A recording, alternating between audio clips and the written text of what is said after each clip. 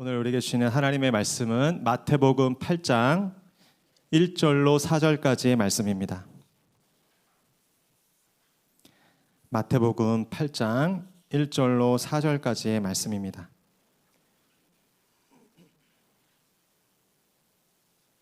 하나님의 말씀을 저와 한 절씩 교독하시고 마지막 절 함께 읽겠습니다. 제가 먼저 1절 읽겠습니다. 예수께서 산에서 내려오시니 수많은 무리가 따르니라. 한 나병 환자가 나와 절하며 이르되 주여 원하시면 저를 깨끗하게 하실 수 있나이다 하거늘 예수께서 손을 내밀어 그에게 대시며 이르시되 내가 원하노니 깨끗함을 받으라 하시니 즉시 그의 나병이 깨끗하여 진지라. 함께 읽겠습니다. 예수께서 이르시되 삼가 아무에게도 이르지 말고 다만 가서 제사장에게 내 몸을 보이고 모세가 명한 예물을 드려 그들에게 입증하라 하시니라. 아멘. 제가 한번 기도하고 말씀 나누겠습니다.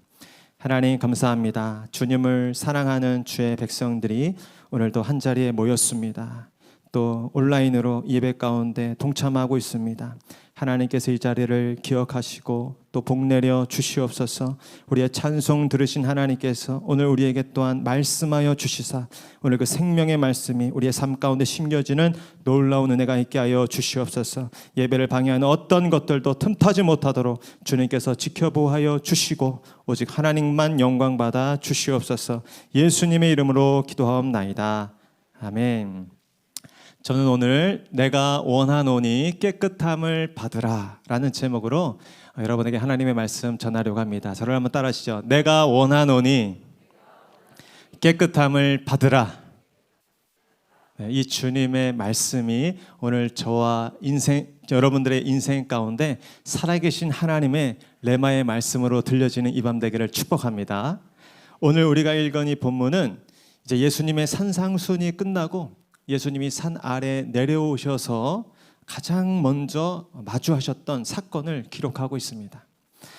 예수님은 그 말씀만이 아니라 실제적인 삶과 행동을 통해서 하나님의 나라를 보여주시고 가르치신 분이라는 것을 이 마태복음은 우리에게 일러주는 것이죠.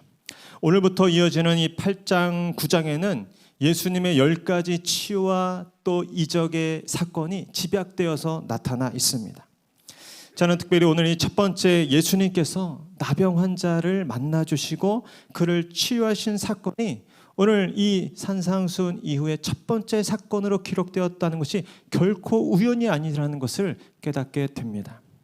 이 사건은 짧게 4절로 기록되어 있지만 예수님께서 이 땅에 오셔서 당신께서 하시고자 하셨던 일이 무엇인지를 강력한 필체로 말씀해주고 계신 것입니다.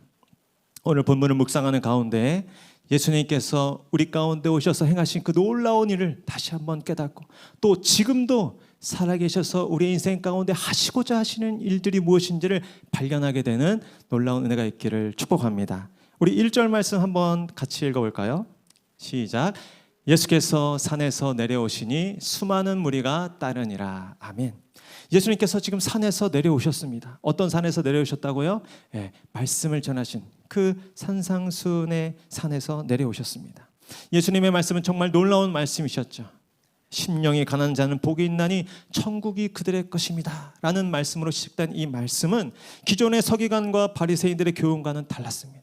그래서 율법에 대한 새로운 해석과 또 적용을 통해서 그릇된 율법주의에 매여있던 유대인들에게 적지 않은 찔림과 또 깨달음과 또 위로를 주었던 것이죠. 예수님이 산에서 내려오시자 말씀을 듣던 많은 무리들이 그 중에 또 예수님을 따르기 시작했습니다. 그러나 아직도 많은 사람들 중에는 단순한 어떤 호기심에서 예수님을 따랐던 것 같아요. 그러나 이러한 수많은 무리들 중에 오늘 한 사람이 그 무리를 뚫고 예수님 앞에 개별적으로 나오는 사건이 벌어진 것입니다. 바로 한 나병 걸린 환자가 예수께 나와 절하며 그 도움을 간청했던 것이죠. 우리 2절 말씀도 이어서 함께 읽겠습니다. 시작. 한 나병 환자가 나와 절하며 이르되 주여 원하시면 저를 깨끗하게 하실 수 있나이다 하거늘. 아멘. 이 사람은 나병 환자였습니다. 누가복음에 보면 이 사람이 온몸에 나병이 번진 환자라고 기록하고 있어요. 오늘 성경은 산상수훈의 말씀을 마치신 예수님께서 산에 내려오셔서 제일 먼저 만나주신 인생이 바로 나병에 걸린 나병 환자였음을 기록하고 있습니다. 한 나병 환자가 예수님께 나와서 절하며 경배하였습니다. 나병 환자는 율법에 보면 진영 바깥으로 쫓겨나 격리된 삶을 살았어야 하는데 오늘 그가 어떻게 예수님을 찾아올 수 있었을까? 그 자세한 내막을 다 알 수는 없지만 그가 예수님께 나와 절할 것을 보았을 때 그에게 예수님께 대한 소문이 닿았고 또 어쩌면 몰래 사람들 가운데 숨어서 예수님이 하신 일과 또 예수님이 하신 말씀을 직접 들었을지도 모르겠어요. 어쨌든 그가 예수님에 대해서 알게 되었고 단순한 알을 넘어서 그분께 대한 신앙심, 그 경외심이 생겼던 것입니다. 그리고 그에게 이 믿음의 역사가 시작되었을 때 여러 사회적인 그리고 종교적인 제약과 제한이 있었지만 그 모든 것을 극복하고 지금 마침내 예수님의 발 앞에 나와 절하게 된 것입니다. 아마도 그가 나병 환자인 것이 무리들에게 알려지면 당장의 돌팔매질을 당하거나 심한 모욕과 매질을 당할 수도 있는 상황이었습니다. 그러나 이 나병 환자는 예수님께 대한 간절한 기대와 소망으로 그 모든 위험과 그 모든 난관과 수모를 무릅쓰고 오늘 예수의 발 앞에 나온 것입니다. 이를 통해서 그가 얼마나 간절히 구원을 염원하고 또 회복을 사모했는지를 짐작할 수 있죠. 여러분, 건강한 사람으로서는 감히 짐작할 수 없는 그 병든 자로서의 두려움과 절망감이 있습니다. 그 큰 두려움과 절망감이 그 인생을 휘감고 있었을 것이에요. 특별히 나병 환자는 그 환부가 얼굴과 손과 발로 다 드러나고 나타나기 때문에 그 병을 숨길 수가 없습니다. 그래서 정상적인 사회생활을 할 수 없고 또 육신의 아픔과 또 그 고통도 심각했지만 사회적으로 철저히 격리된다는 것, 또 가족과도 다 그 관계가 차단되었다는 그 서름과 고통은 이루 말할 수 없었을 것입니다. 지금이야 나병에 대한 치료제가 또 발달되고 이 전염이나 유전에 대한 오해도 많이 풀렸지만 당시에만 해도 이 나병은 불치의 병이었습니다. 그리고 무엇보다 이 병에 걸린 사람은 종교적으로 부정하게 여겨졌는데, 그래서 구약에 보면 하나님께서 미리암이나 우시아 왕같이 왕에게 그랬듯이 이 나병이 여호와 하나님께서 죄인들을 징계하실 때 허락하신 질병이라는 인식이 강했기 때문일 것입니다. 그런 면에서 이 나병 환자가 산상수훈 이후에 등장하는 10가지 기적 중에 가장 먼저 등장한다는 것은 매우 상징적인 의미가 큽니다. 하나님을 떠나 범죄한 죄인들의 처지가 꼭 이와 같은 나병 환자와 같다라는 것입니다. 나병은 신체 말단 부위에 통증을 느끼는 감각들을 다 마비시킵니다. 그래서 상처가 나도 그 상처를 인식하지 못하다가 세균에 노출되고 또 증상이 심해져서 눈, 코, 귀, 손가락, 발가락 할 것 없이 심각한 손상을 입게 되는 것이죠. 그리고 그로 인해 사회적으로 격리되어 진영 바깥으로 추방되어서 홀로 살아야 했습니다. 사랑하는 가족과도 생이별을 해야 했고 종교적으로도 부정한 자로 취급되어서 회당에 들어갈 수도 없었고 제사에 참여할 수도 없었습니다. 죄에 감염된 인간의 비참함 역시 이러하다는 것입니다. 우리 에베소서 4장 18절 19절 말씀 한번 같이 읽겠습니다. 시작. 그들의 총명이 어두워지고 그들 가운데 있는 무지함과 그들의 마음이 굳어짐으로 말미암아 하나님의 생명에서 떠나 있도다. 그들이 감각 없는 자가 되어 자신을 방탕에 방임하며 모든 더러운 것을 욕심으로 행하되. 아멘. 이런 나병 환자가 뜨거운 것이나 날카로운 것을 만져도 그것이 뜨거운 줄 모르고 또 그것이 날카로운 줄을 몰라서 화상을 입고 상처가 나는데도 깨닫지 못하는 것처럼 죄인들 또한 영적인 감각을 잃어버리고 무감각한 자가 되어서 그저 자신의 욕망의 노예가 되어 욕망이 시키는 대로 불에도 물에도 넘어지는 그런 비참한 삶을 살게 한다는 것입니다. 에베소서 2장 3절 말씀도 한번 같이 읽겠습니다. 시작. 전에는 우리도 다 그 가운데서 우리 육체의 욕심을 따라 지내며 육체와 마음에 원하는 것을 하여 다른 이들과 같이 본질상 진노의 자녀이었더니. 아멘. 우리들도 다 그와 같았다는 것입니다. 한 명도 예외가 없다는 것입니다. 마치 나병 환자가 당시에 살았으나 죽은 자 취급을 받았던 것처럼 죄인들의 실상 또한 마찬가지라는 것이죠. 아무리 유능하고 가진 것이 많은 자라 할지라도 그가 구원받지 못했다면 실상은 살았으나 죽은 자와 같은 산송장과 같은 것이라는 것입니다. 공중의 권세 잡은 그 사단의 종이 되어서 하나님의 원수로 살았던 자들, 그래야 하나님의 진노의 심판 아래 있을 수밖에 없는 자들이 바로 우리들이었다는 것입니다. 골로새서 1장 21절 말씀도 함께 읽겠습니다. 시작. 전에 악한 행실로 머리 떠나 마음으로 원수가 되었던 너희를. 우리가 어떠한 지경에 있었다고 성경이 정확하게 지적하고 있습니까? 우리는 악한 행실로 그로부터 떠나 하나님과 원수가 되었던 자들이라고 가르쳐주고 있습니다. 우리가 직장 상사나 동네 이웃과도 관계가 불편하면 그렇게 어렵고 힘든데 천지를 지으신 하나님과 원수가 된 죄인에게 어떠한 소망이 있을 수 있겠습니까? 이처럼 우리가 하나님 앞에 전혀 소망이 없는 본질상 진노의 자녀라는 사실을 우리가 기억해야 할 필요가 있습니다. 오늘 이 나병 환자에게 우리가 본받을 것은 자신의 그런 비참한 상태를 깨닫고 모든 규제와 또 가로막힌 절차를 다 깨고서라도 예수 그리스도 앞에 그가 나왔다는 것입니다. 어떤 마음이었겠습니까? 나는 예수님이 아니면 내 인생에 전혀 아무런 소망이 없다. 내 인생은 예수가 아니면 아무 답이 없다. 라는 그 절박한 심정으로 예수님의 발 앞에 오늘 나와 절하며 경배한 것입니다. 그러면서 이렇게 간구했죠. 주여 원하시면 저를 깨끗하게 할 수 있나이다. 잘 한번 따시죠. 주여 원하시면 저를 깨끗게 하실 수 있나이다. 나병 환자의 간구에는 나병 환자 내면에 있는 복잡한 심경이 담겨 있습니다. 먼저는 예수님의 권능에 대한 확고한 믿음이 있었습니다. 이 나병 환자는 예수님을 주님으로 고백하고 있었습니다.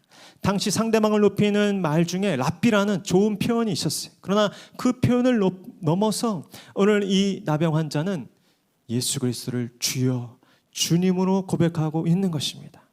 이 주님이라는 퀴리오스라는 단어 뜻에는 다스리다라는 뜻이 있습니다. 여러분 무슨 뜻입니까? 예수님께서 나를 다스려 주시면 나는 회복될 수 있습니다.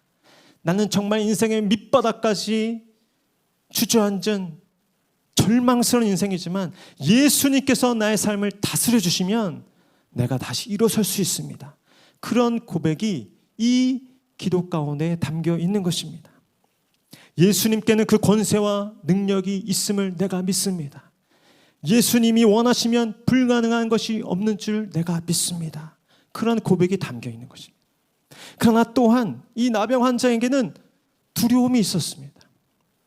저주받은 질병에 걸린 나 같은 이 부정한 사람을 그러나 그 예수님께서 과연 구원하실 뜻이 계시겠냐라는 것입니다. 예수님이 과연 나를 받아주시겠냐는 것입니다. 예수님의 능력을 부인하는 것은 아니지만 내가 과연 그분의 은혜를 입을 자격이 있는가에 대한 확신이 없었던 것입니다. 거룩하신 그분에 비해 자신은 너무나 더럽고 냄새나는 추하고 병든 부정한 존재라는 그 생각을 떨칠 수가 없었던 것입니다. 이 나병 환자는 하나님의 아들로 오신 예수님의 권능에 대한 믿음이 있었지만 그분 앞에 자신이 용서를 받고 또 그분의 용납을 받으려는 확신을 갖지는 못했던 것이죠. 자신이 없었습니다. 여전히 두렵고 불안했습니다. 그래서 주여 원하시면 저를 깨끗하게 할 수 있나이다 라고 고백할 수밖에 없었던 것입니다. 여러분 이것이 오늘날 우리의 동일한 고백이지 않습니까?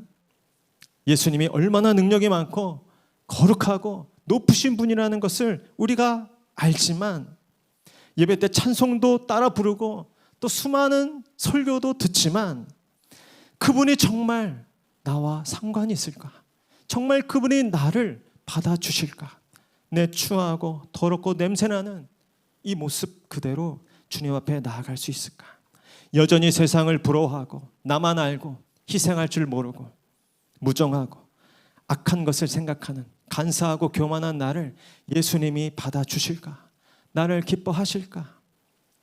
그러나 그러한 불안과 두려움 가운데 예수님 앞에 나온 이 나병 환자에게 예수님께서 오늘 어떻게 반응하고 계십니까? 예수님께서 그 나병 환자의 몸에 손을 대시며 그의 몸을 깨끗하게 해주시는 것입니다. 우리 3절 말씀 이어서 함께 같이 읽겠습니다. 시작.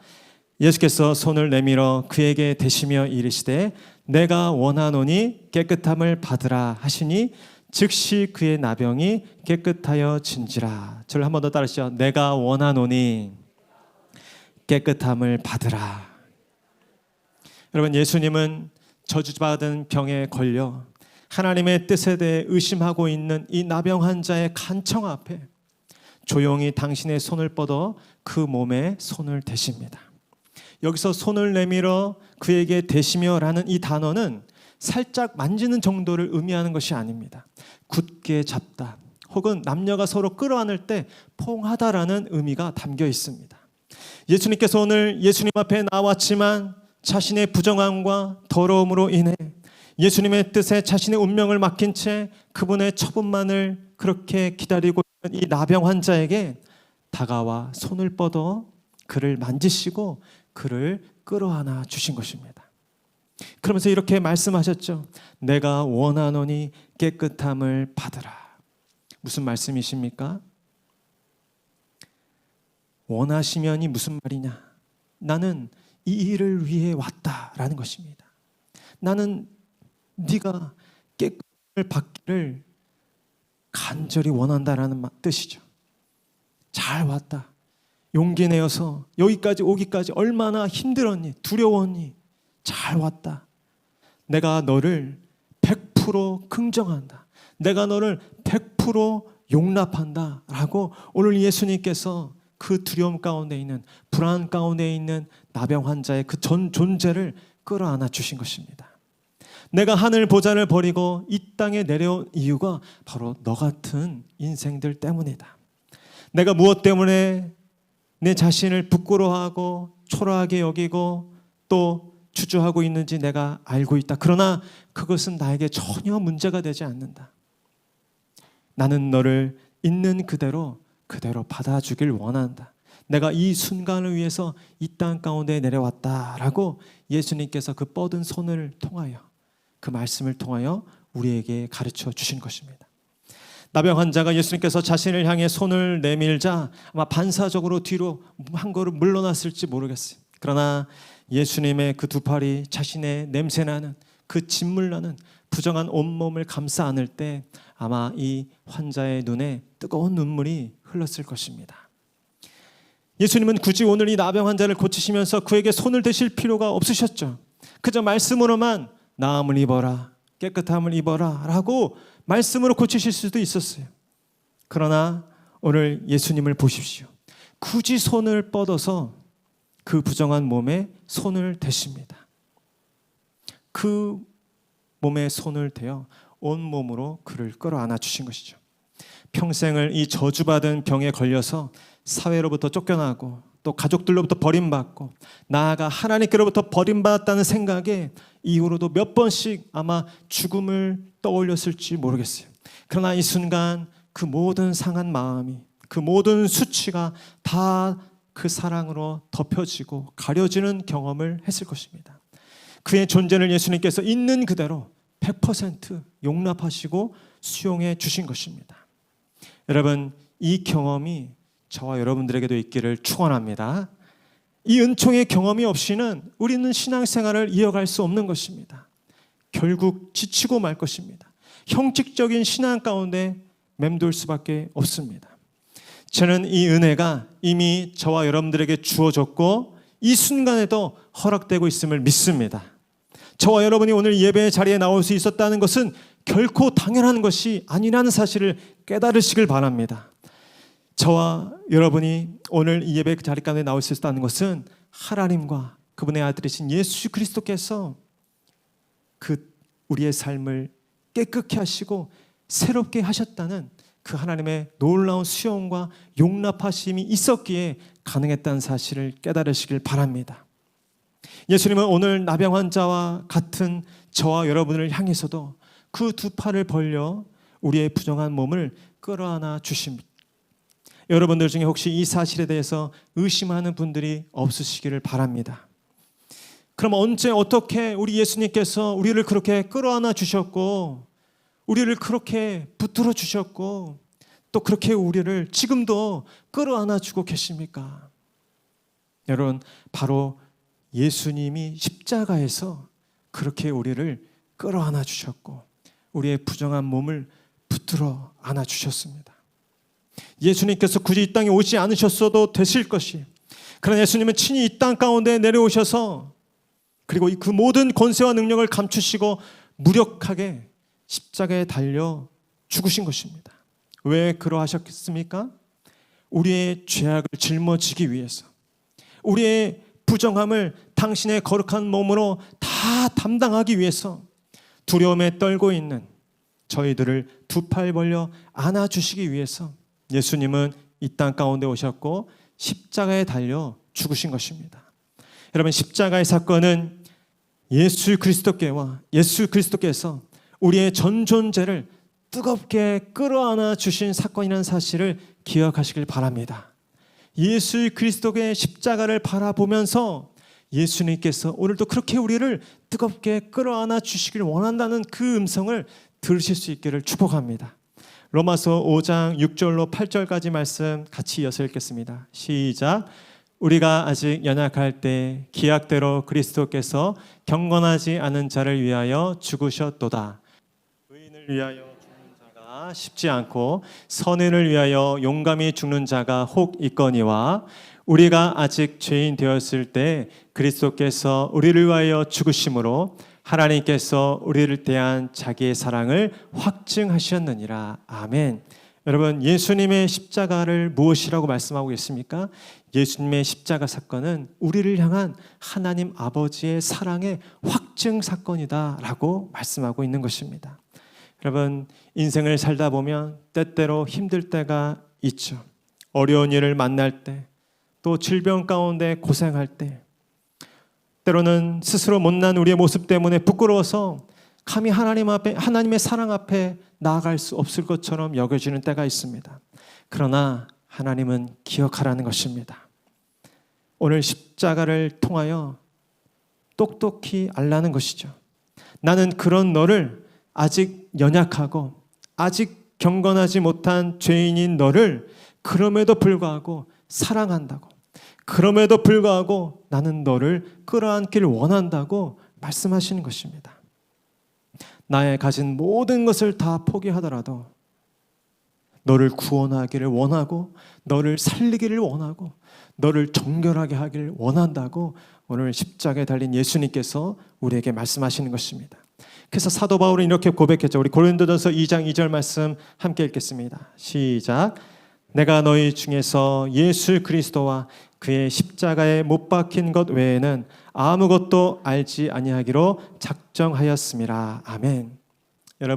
여러분도 이것을 작정하시기를 축원합니다. 이제 하반기를 준비하면서 이런저런 두려움들이 아마 여러분들 가운데 있을 것이에요. 새롭게 하반기를 힘있게 열어가고 싶지만 그 출발 앞에 염려와 걱정이 도사리고 있는 우리의 모습이 있을 것이에요. 그러나 여러분, 다시 십자가를 붙드시기를 축복합니다. 우리가 이 하반기를 시작할 수 있는 유일한 그 발판과 다시 시작해야 하는 그 출발선이 있다면 그것은 예수 그리스도의 십자가인 줄로 믿습니다. 십자가를 묵상하며 십자가로부터 뿜어져 나오는 그 생수와 그 말씀을 먹고 마시기를 축복합니다. 십자가는 오늘 우리에게 여전히 말하고 있는 것이죠. 하나님의 사랑에 대해서 의심하지 말아라. 예수 그리스도의 그 사랑에 대해서 의심하지 말아라. 하나님께서는 어떠한 대가를 치르고서라도 저와 여러분들을 죄의 저주에서 건져내시고 사망 권세로부터 이기게 하시겠다고 오늘 말씀하십니다. 예수님께서 어떠한 상황 가운데서도 너를 끝까지 사랑하고 끝까지 지켜주시겠다고 피로써 맹세하고 계십니다. 내가 원하노니 깨끗함을 받으라. 내가 그 일을 원한다. 너의 구원을, 너의 회복을, 너의 생명을 원한다. 내 인생에 어떠한 위기와 풍파가 있더라도 나는 이제 너의 하나님이 될 것이다. 너의 영원한 그리스도가 될 것이니 놀라지 말라. 두려워하지 말라. 내가 너와 함께 할 것이다 라고 말씀하시는 것입니다. 이 십자가에 어린 주님의 그 피 맺힌 언약의 말씀을 듣는 사람들은 세상 일이 좀 잘 풀리지 않아도 쉽게 불평할 수 없습니다. 때로는 절망이 찾아오고 질병이 찾아왔다 해도 세상이 다 끝난 것처럼 그렇게 주저앉아 있을 수만은 없습니다. 자신의 삶에 대해서 함부로 초라하다고 보잘것없다고 폄훼할 수 없습니다. 이 십자가의 음성이 저 여러분들의 삶에 다시 쟁쟁하게 들리는 이 밤이 되기를 축복합니다. 다른 세상의 부수적이고 잡스러운 능력이 아니라 오직 이 예수 그리스도의 십자가의 능력이 저 여러분들의 삶의 원천과 원동력이 되기를 축복합니다. 예수님은 이제 그 고침받은 자에게 제사장에게 몸을 보이고 모세가 정한 예물을 드려 고침받았음을 입증하라고 말씀하고 있습니다. 우리 4절 말씀 한번 같이 읽겠습니다. 시작. 예수께서 이르시되 삼가 아무에게도 이르지 말고 다만 가서 제사장에게 내 몸을 보이고 모세가 명한 예물을 드려 그들에게 입증하라 하시니라. 아멘. 저를 따라하시죠. 가서 입증하라. 한 번 더 가서 입증하라. 여러분, 오늘 이 나병 환자는 율법을 지킴으로 구원받는 것이 아닙니다. 오히려 율법을 어겼으나 하나님의 발 앞에 엎드려 그분의 은혜를 입음으로 구원을 받았습니다. 그러나 율법으로 구원받는 것은 아니지만 이제 구원받은 하나님의 자녀는 하나님의 율법을 향해 다시 나아가야 하는 것입니다. 본문은 예수님께서 율법을 멸시하는 분이 아니라 율법을 완성하기 위해 오셨다는 사실을 우리에게 증거하고 있는 것이죠. 율법이 아니라 예수를 믿는 믿음으로 구원을 받았지만 이제 율법의 완성자로 오신 그 예수 그리스도를 믿는 믿음 안에서 우리는 하나님의 계명과 그 말씀, 하나님을 사랑하고 내 이웃을 내 몸과 같이 사랑하라는 그 율법의 계명의 말씀을 다시 받들어 살아야 하는 것이죠. 우리 디도서 우리 2장 14절 말씀 한번 같이 읽도록 하겠습니다. 시작. 그가 우리를 대신하여 자신을 주심은 모든 불법에서 우리를 속량하시고 우리를 깨끗하게 하사 선한 일을 열심히 하는 자기 백성이 되게 하려 하심이라. 아멘. 말씀에 순종하는 삶으로 우리가 이제 하나님의 은혜로 구원받았고 하나님의 거룩한 자녀가 되었음을 입증하는 삶을 살아야 합니다. 이웃을 사랑하고 섬기고 나누고 베푸는 삶을 통해 우리의 구원의 확실함을 입증해야 합니다. 무엇보다 오늘 예수님처럼 그의 삶에 너무 큰 고난으로 인해서 너무 큰 과거의 아픔으로 인해서 하나님의 존재를 인정하지 못하고 하나님의 사랑을 신뢰하지 못하는 그 상처받은 사람들, 스스로 저주받은 인생이라고 한탄하고 있는 그 어둠 가운데 갇혀 고립되어 있는 그 소외된 사람들을 향해서 우리가 나아가야 할 줄로 믿습니다. 나아가서 그렇지 않다고 하나님께서 당신 같은 사람도 사랑하신다고, 당신 같은 인생도 얼마든지 하나님의 구원의 은총 아래 있을 수 있다고, 소망이 있다고 손을 뻗어 그의 상한 몸과 마음을 따뜻하게 어루만져 주고 품어줄 수 있어야 할 줄로 믿습니다. 이런 말씀을 맺겠습니다. 오직 예수님께만 나병과 같은 죄인들의 죄를 사하시고 깨끗게 하시는 권세가 있습니다. 어떠한 죄인도 예수님 앞에 나오면 모두 죄사함을 받고 용서를 받아 구원을 받는 것입니다. 예수님이 나병 환자의 그 부정한 몸에 손을 대시며 그의 존재를 있는 그대로 인정하시고 받아주셨듯이 누구든지 예수 그리스도 앞에 나아가기만 하면 예수님의 십자가에서 그분의 온전한 수용과 용납을 받게 되는 것입니다. 이 예수 그리스도의 놀라운 치유와 회복의 사건이 바로 나의 삶에 이루어진 기적과 은혜라는 사실을 깊이 깨닫는 저와 여러분 될 수 있기를 축복합니다. 내 안에 때로 인생의 고난으로 인해서 또 내 자신의 부끄러운 모습 때문에 좌절이 되고 낙심이 되고 예수님의 사랑 앞에 나아가기 두려운 때 여러분 십자가를 기억하시길 바랍니다. 십자가가 우리에게 뿜어내는 그 음성을 들으시기를 바랍니다. 그 하나님의 사랑을 의심하지 말고 예수 그리스도를 우리의 산소망으로 삼아 그 믿음의 길을 걸어갈 수 있기를 축복합니다. 오직 십자가의 능력을 힘입어 믿음의 길을 걷길 소원하는 모든 우리 성도님들의 삶에 하나님께서 우리의 소망이 되어주시고 우리의 능력이 되어질 줄로 믿습니다. 우리 그 믿음으로 함께 찬송하고 기도하길 원합니다.